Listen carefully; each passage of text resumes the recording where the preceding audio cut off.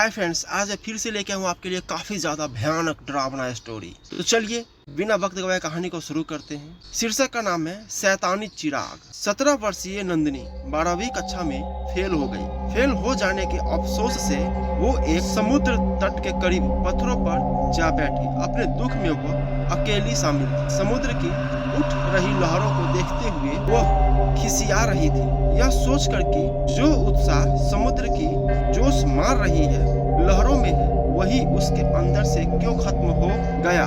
नंदिनी इसी खिसियाहट का शिकार रहकर करीब पड़े छोटे छोटे पत्थर उठाकर समुद्र में फेंकने लगी। वो पागलपन का सबूत देते हुए जोशीली लहरों को पत्थर मार रही थी। एक ही जगह से पत्थर उठाकर समुद्र में फेंकते हुए उसने एक जगह पर गहरा गड्ढा कर डाला, जहाँ से वह लगातार पत्थर उठा रही थी। अचानक उसी जगह से पत्थर उठाते हुए उसके हाथ में पत्थर की जगह कोई और वस्तु आ गई।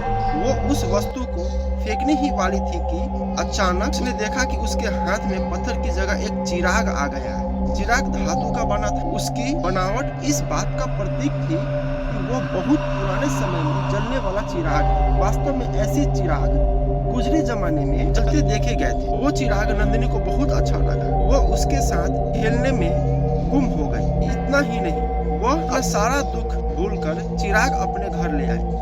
उसने शीशे की अलमारी में वो चिराग सजा दिया। उसी समय अलमारी का शीशा बंद करते हुए शीशा उसकी उंगली में लग गया। परिणाम स्वरूप उंगली में खून बहने लगा। जख्म को ठीक करने वाली एक क्रीम चिराग के करीब रखी थी। नंदिनी ने हाथ बढ़ाकर जैसे ही क्रीम उठानी चाहिए, तभी उसकी उंगली से बहते खून की एक बूंद चिराग पर गिर गई, जिसे वह समुद्र के किनारे उठा लाई। बूंद के चिराग पर गिरते ही चिराग से गाढ़ा धुआं उठने लगा। यह देख नंदिनी डर गई। वो पीछे हटी। देखते ही देखते उस धुएं का एक आदमी बन गया। वो आदमी करीब 35 वर्ष का था। उसके तन पर केवल काले रंग की धोती थी। उसके काले घुंघराले बाल कंधों पर पड़े थे। चेहरे से वह कोई शैतान नजर आता था। नंदिनी उसे देखकर बुरी तरह डर गई। बोली, कौन हो तुम? घबराओ मत, मैं तुम्हारा गुलाम हूँ। कहो क्या आदेश है? तुम वापस जाओ। नंदिनी ने कहा, मैं जाने के लिए नहीं आया हूँ, मैं तो आपकी हुक्म को पूरा करने आया हूँ। कुछ क्षणों तक नंदिनी उसे यूं ही देखती रही। फिर उसने पूछा, तुम्हारा नाम क्या है? चीमा।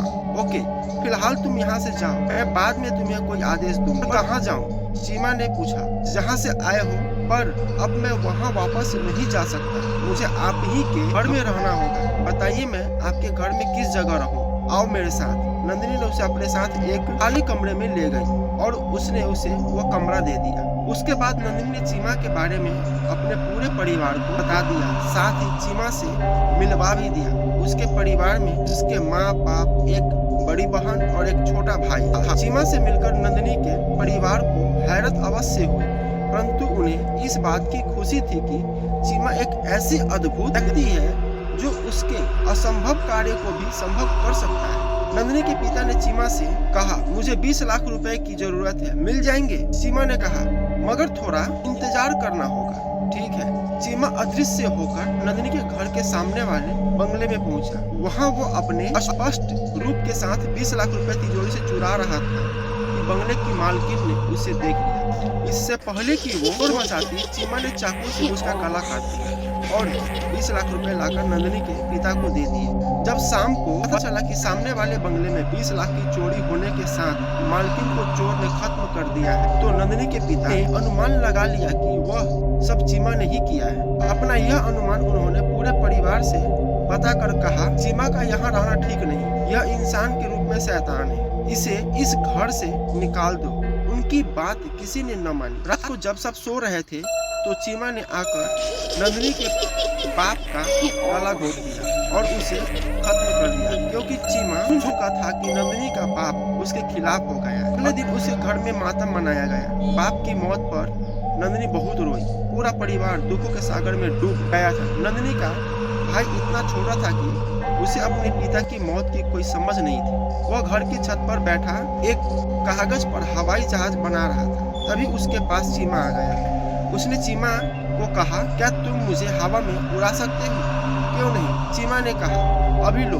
उसी के साथ चीमा ने उसे उठाकर आकाश की ओर उछाल दिया और वह बहुत जोर से चीखा। जमीन पर गिरते ही उसने दम तोड़ दिया। घर में दो दो अर्थी देखकर उसकी माँ नंदिनी बहुत रोई। अगले दिन नंदिनी की माँ ने कहा, मुझे लगता है हमारे घर में इन दो मौतों का कारण चीमा है। जब से यह हमारे घर में आया है तब से एक अजीब सी मनहूसियत हमारे घर में आ गई है। चीमा को जितना जल्दी हो सके घर से निकालो। नंदिनी और उसकी बड़ी बहन ने माँ की बात नहीं मानी। नंदिनी ने माँ से कहा, मम्मा आपको गलतफहमी हो रही है, चीमा हमारे लिए बुरा नहीं है। उसने एक बार कहने पर पापा को 20 लाख रुपया दे दिया, मगर पापा भी उसको गलत समझ रहे थे और अब आप भी उसको गलत समझ रही हैं। मैं सही कह रही हूँ। माँ ने अपनी बात पर जोर दिया। मामा यह गलतफहमी आप अपने दिल से निकाल दो। नंदिनी की बड़ी बहन ने कहा, चीमा हमारे लिए बुरा नहीं है, परंतु माँ ने दोनों बेटियों की एक न सुनी।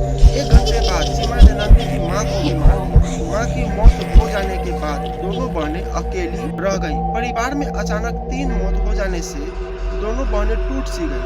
उन दोनों ने समझ कि घर में लगातार 2 मौत होने के कारण माँ सदमे में मर गई है। 15 दिन बाद नंदिनी ने चीमा से कहा, मेरा दोस्त करण अमेरिका जा रहा है, क्या तुम उसे जाने से रोक सकते हो? बेशक, चीमा ने दृढ़ स्वर में कहा। तत्पश्चात 2 घंटे बीत जाने पर खबर मिली कि करण की टांग किसी ने काट दी। इतना सुन नंदिनी समझ गई कि करण की टांगे काटने वाला चीमा ही है। सचमुच चीमा ने ही करण की टांगे काटी थी। नंदिनी ने अपनी बड़ी बहन को सारी बातें बताई। फिर दोनों बहनों ने अगली पिछली बातों को दोहराया तो उन्हें समझ में आता चला गया। उनके परिवार वालों का तथा उनके घर के सामने बंगले की मालकिन का कातिल चीमा ही है। चीमा को हमें इस घर से निकालना ही होगा, नंदिनी बोली। तभी चीमा ठहाके लगाते हुए उन दोनों के बीच आ गया। उन दोनों ने चीमा की शक्ल देखी तो बुरी तरह डर गई। चीमा बहुत डरावनी शक्ल अपना चुका। वे दोनों उसे देखकर बुरी तरह डर गई। चीमा ने कहा, अब तुम दोनों मारी जाओगी। जानती हो मैं कौन हूँ? मैं एक मुर्दा था।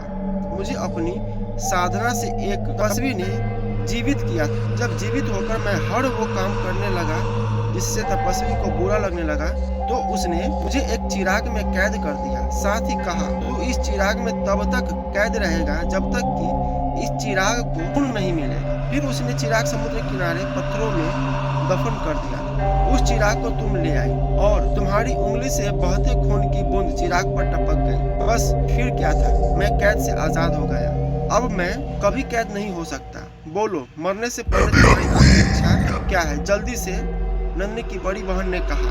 जो 16 दिन पहले था आज हो जाए। वास्तव में चीमा को नंदिनी के घर में आए 17 दिन हो चुके थे। उसका 17वां दिन वहाँ कट रहा था। बहन के कहते ही चीमा ने वक्त को 16 दिन पीछे घटाते हुए वहीं से शुरू कर दिया जहाँ से नंदिनी उस चिराग को अलमारी में लगा रही थी जिसमें चीमा कैद था। सब कुछ उसी समय का दृश्य था। बीते कल की बातें दोबारा चलती हुई जब नंदिनी की उंगली कटी और उसने चिराग के बराबर में रखी जख्म पर लगाने वाली क्रीम को उठाना चाहा तो जल्दी से उसकी बहन आई और उसने नंदिनी का हाथ वहीं रोक कर कहा, ऐसी गलती ना करना। तुम्हारी उंगली से बहता खून अगर चिराग पर टपक गया तो चीमा आजाद हो जाएगा और इस दुनिया में कोहराम मचा देगा। चीमा वापस चिराग में कैद हो चुका था। शीघ्रता से दोनों बहनों ने चिराग एक दरिया में फेंक दिया। तो फ्रेंड्स, कैसा लगा स्टोरी प्लीज कमेंट करके बताइए और हमारे चैनल को सब्सक्राइब जरूर कीजिए। मिलते हैं अगले स्टोरी में।